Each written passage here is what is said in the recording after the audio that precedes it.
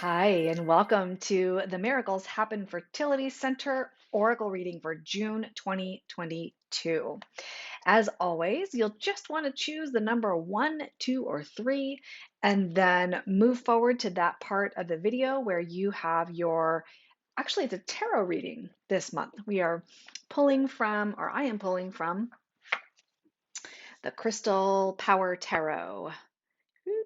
One of my new favorite decks. I am working with tarot a lot more lately, and so this is a beautiful deck that I love, love, love because it also comes with crystal suggestions, and so I'll be talking about that a little bit too. So just center yourself, take a few deep breaths, and then choose the number 1, 2, or 3, and that will be your card. So the first card, card number 1, is the Eight of Swords. Now, this card usually indicates some kind of self-sabotage in a way, or yourself holding yourself back. And so sometimes it can be like a feeling of victimhood, in the world of fertility and trying to create a family. This is really common. And I think that in this card for you, number 1, we are talking about you being able to move forward without this sort of cloud on you. And so that is going to require some heart healing. Actually, the entire spread this month is around this healing space. So keeping that in mind, but this one specifically is about you kind of holding yourself back from healing. So in a way, this can help, this can feel like safety, because looking at moving forward and getting better and feeling better is like the unknown. I remember doing that work myself when moving through the grief inherent in fertility issues.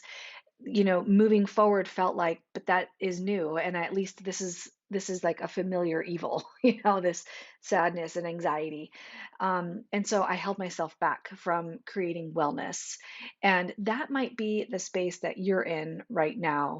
So I encourage you, card number 1, to just pay attention in the whole month of June to areas where you might be holding yourself back from growth or from feeling better or doing better or being better. And this could, of course, be outside of the realm of fertility stuff too. This could be career or relationship as well.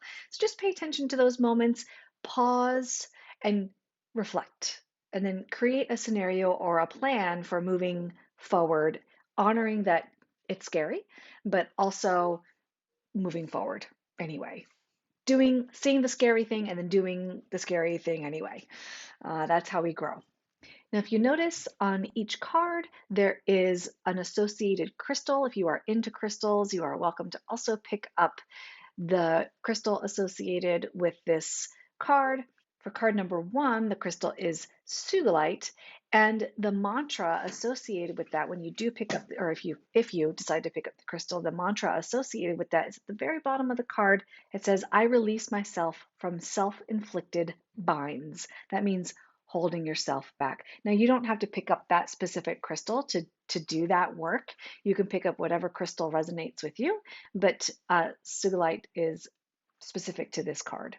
Okay, if you are card number 2, I have pulled for you the Devil. Now, on initial inspection, people get really scared by this card.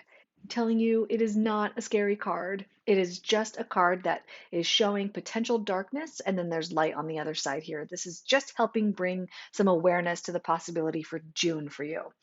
The Devil is a card about addictions or things that can take over. And if you are dealing with fertility stuff, oh my God, does it take over? So, if that is a struggle for you, in June, you'll want to pay attention to this. I like to call this shrinking IF, shrinking infertility, putting it in its rightful place. So that's important, but not everything. It's in my book back here, Transcending Infertility, a whole chapter dedicated to it because we tend to make fertility issues or building our family everything, like our whole world. And it becomes this obsession, right? That's what the Devil card is about.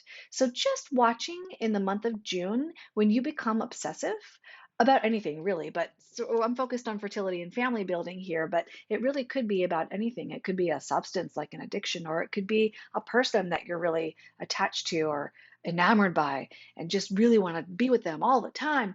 Just paying attention to that and seeing how it could be unhealthy for you. Seeing if you can rein it in and create a pause and an openness for other things to come into and to not be so focused on this one thing. Putting that thing in its rightful place creates health, overall health. Okay, the crystal for card number 2 is obsidian. And so when you pick up the crystal, or if you pick up the crystal, you can use in meditation this mantra: I am free of whatever is holding me back. And so, gosh, that's kind of similar to the first one, holding yourself back, holding yourself in binds. But card number 2 is specific around the things that you're obsessed about, like, I can't get enough, right? So it's kind of holding you back from growing or moving forward because you are just so stuck in this obsession. Okay. If you are card number 3, you have gotten the 5 of Cups. Now, in general, this card signifies loss or grief of some kind. Now, that does not mean that you are going to experience a loss or you're going to experience a failed cycle or anything like this. It could, but equally possible is that you could be experiencing in the month of June a trigger or an event that brings back all of the trauma of family building stuff, or a childhood trauma. So you can be re experiencing a grief or a loss or a hard moment in the month of June. Does that mean it's the entire month? No. For all of these cards, it does not mean that this is the whole month. It's just something to look out for sometime during the month of June. So, why be aware of this for card number 3? Because you can create some self compassion, you can create some peace, you can create some moments of taking care of yourself really, really well. Put some things into place now. Like for me, every Sunday is a bath day, soak in a bath day with some Epsom salts to get rid of that toxicity.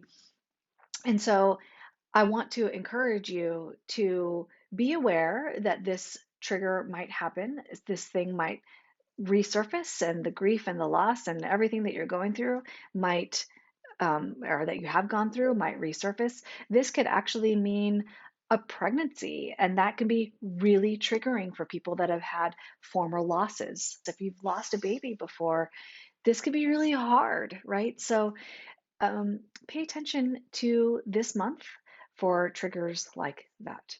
Now, the crystal for card number 3 is the aquamarine.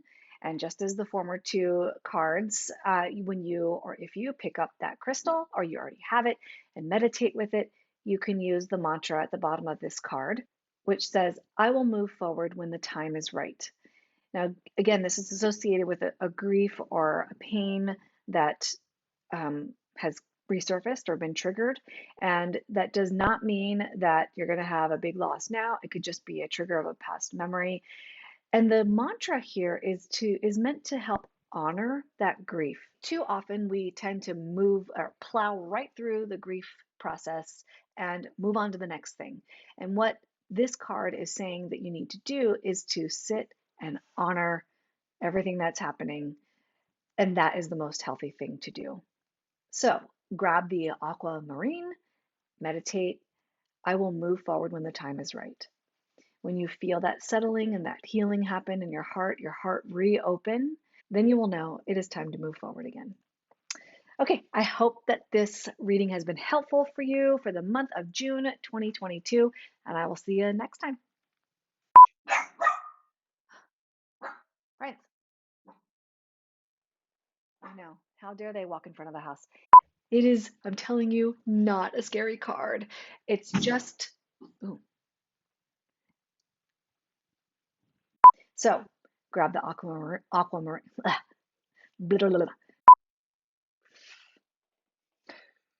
was an evil look.